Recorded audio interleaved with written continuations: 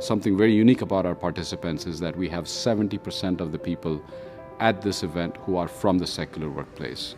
There are different aspects of one's life, whether it is the family life, the church life, their work life. All of these things have to work together.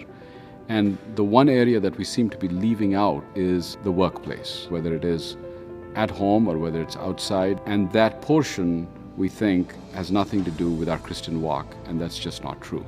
The average person is going to spend 90,000 hours of their life at the workplace.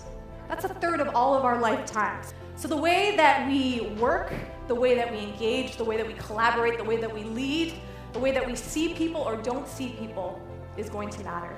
And that's why we are all here today. 850 influencers from 109 nations, doctors, designers, entrepreneurs, engineers, venture capitalists, carpenters, pastors, programmers, and many more from 18 years old to 80, ready to take up our call to ministry. Much of the work is not just paid work, but it's also a lot of unpaid workers in the form of mothers, grandparents, caregivers. I said, how many of you came to faith through a pastor, a missionary, or a full-time Christian worker? 20 or 30 hands went up. I said, how many of you came to Christ through a co-worker or a family member? And almost everybody's hand went up. In order to fulfill the Great Commission, every believer must be a minister, and every workplace will be a place of ministry. The marketplace is becoming increasingly open to the idea of bringing your whole self to work, including your faith. The workplace Christian has a tremendous part to play in the fulfillment of the Great Commission. But the Great Commission was given to the whole church, and simply speaking, the ministers and the missionaries of the world will not be able to fulfill the Great Commission. They can't. When was the last time you and your home group or church prayer group really wrestled with challenges of the workplace? I feel that we owe an experience with the Lord to the people around us, and so if we're not fully engaged and fully committed, I feel like we're cheating ourselves as well as the people around us.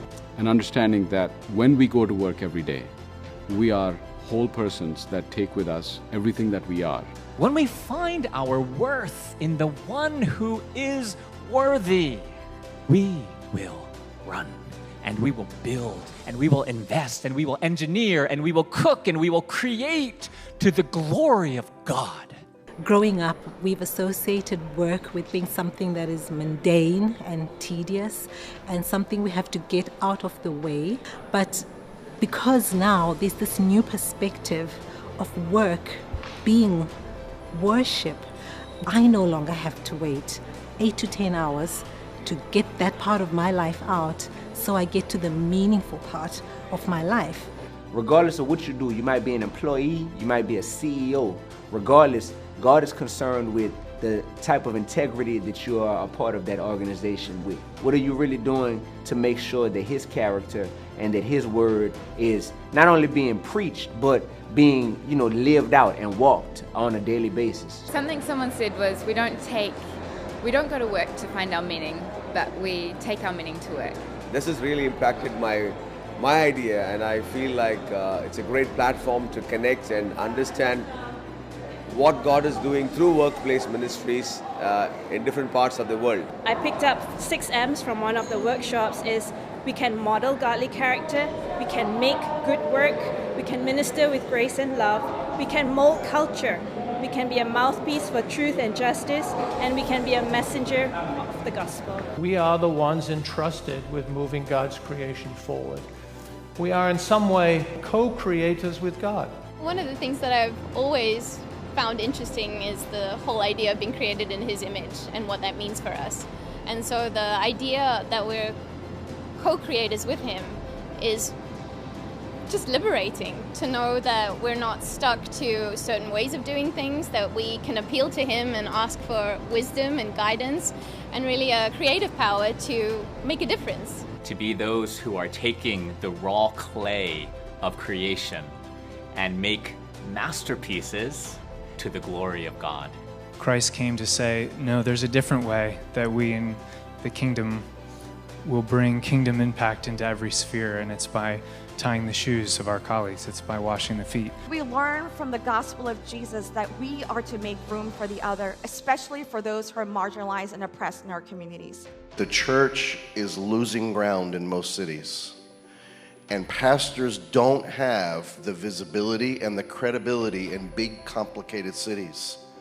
Therefore, the three-legged stool, if we're going to win in our cities, we, marketplace folk, are going to have to come alongside pastors, parachurch ministries to get it right. Because none of the three can do it alone. How could a girl from Curitiba, Brazil, be part of this?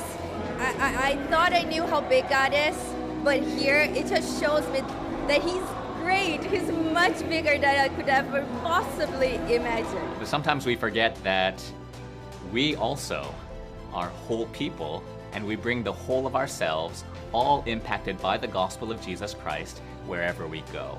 And that's the vision, that's the call of GWF. In the wholeness of who God has made you, in the wholeness of how God has transformed you, be who God has made you to be wherever you go, into the workplace, in your family, in the church, and beyond.